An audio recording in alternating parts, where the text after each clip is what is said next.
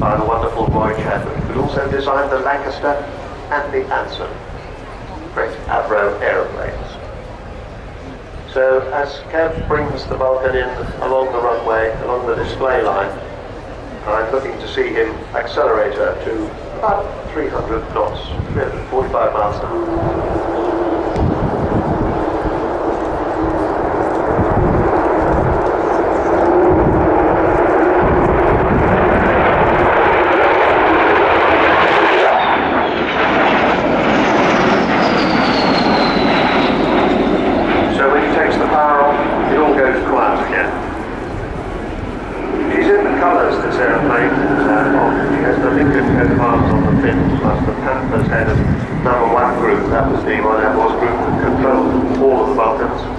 She represents all of the Vulcan squadrons in the 70s. That's number 9, 12, 27, 35, 44, 50, 83, 101, 617, and the operational conversion.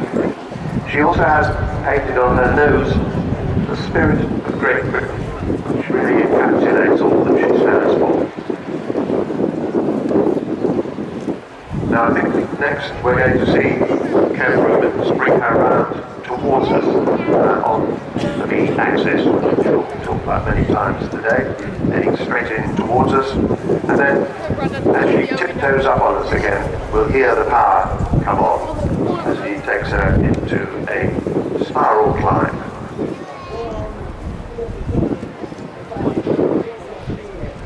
Vulcan first flew in 1952, only 11 years after the first flight of the Lancaster. Look at the two of them together and you think they come from different centuries. Not a bit. Designed by the same team.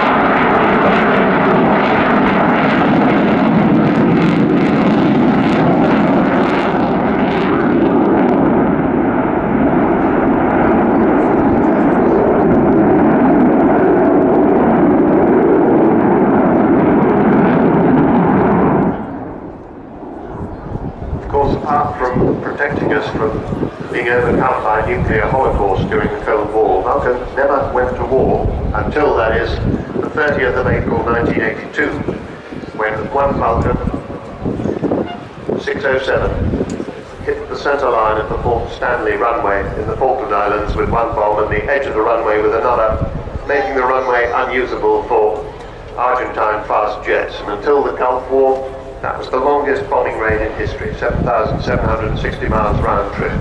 It's about the same distance as from here to Bali in one hop. And the whole trip took no less than 18 air-to-air refuelings. That aircraft, 607, is now static at RIAT Wellington. When there's a Wellington air show, you used to be able to see 558 fly overhead. But of course no more, because this is 558's last season. She's going to fly down the runway with her wheels down.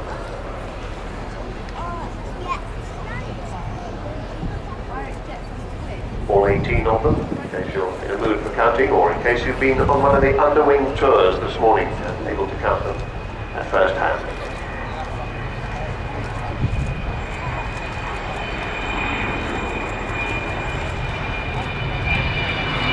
There you see the undercarriage going up.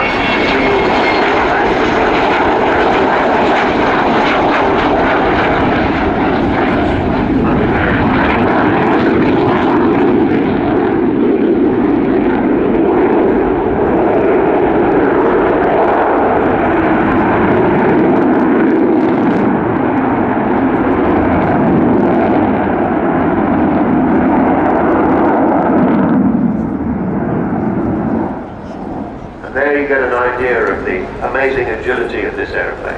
She doesn't have a big control yoke like most bombers. She has fighter-type control columns for each of the pilots. And of course she is amazingly agile. In the early days at the Farnborough Air Show, their test pilots actually rolled the aeroplane. And that became rather frowned upon. She wasn't allowed to do it anymore. It was perfectly within her capabilities. As she comes in this time, we may see the bomb doors opening. There we go. Bomb doors opening.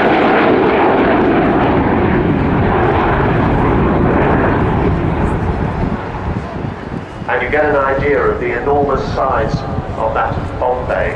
Bomb bay, of course, is the heart of the bomber. That's what it's all about.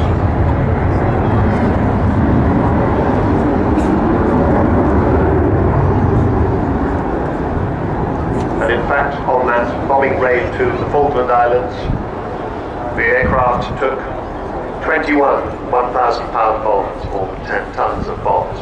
They dropped all 21 of them. They only hit the runway with 2. That was par for the course.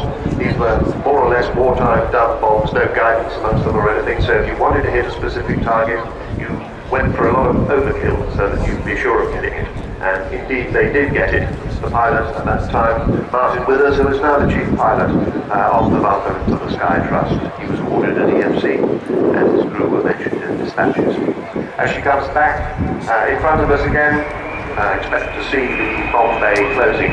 Nowadays it just contains the names of lots and lots and lots of people who did so well.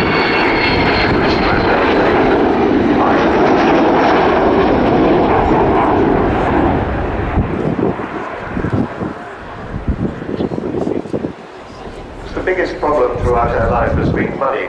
They seem obvious, but she's not funded by the government. She doesn't belong to the Royal Air Force. And to get this far has cost more than £22 million, which is still costing £2 billion a year.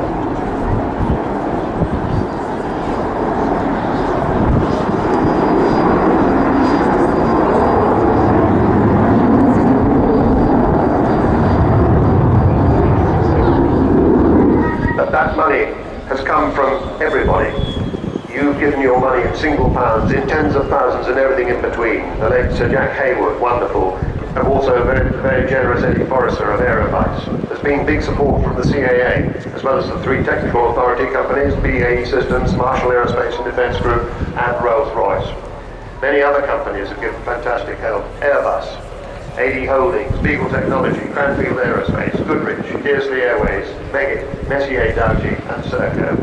But it is the 3 technical authority companies that will finally bring Vulcan's illustrious flying life to a close.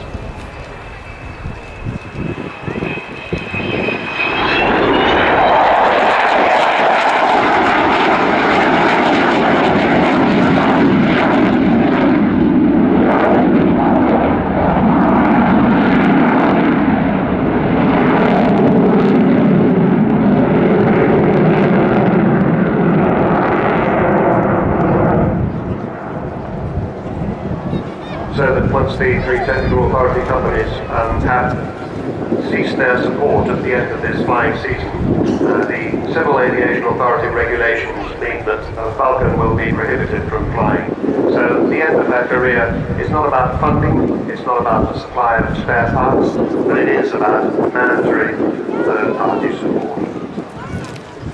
It is interesting to note that this aircraft has flown more than 10% more hours than any other Vulcan has ever flown.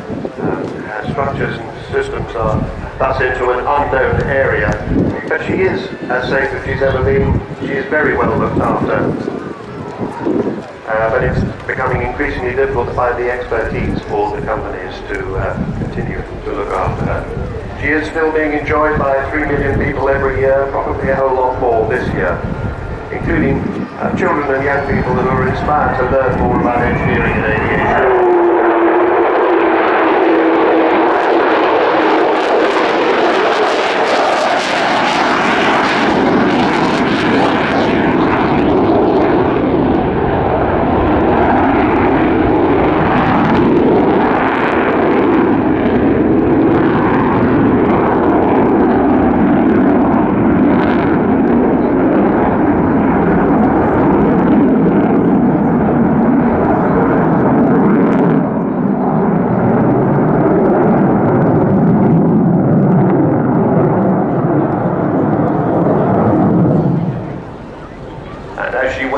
her Zoom climb, and she'll be coming back later on. How nice to see the red arrows giving her a real red, white and blue salute.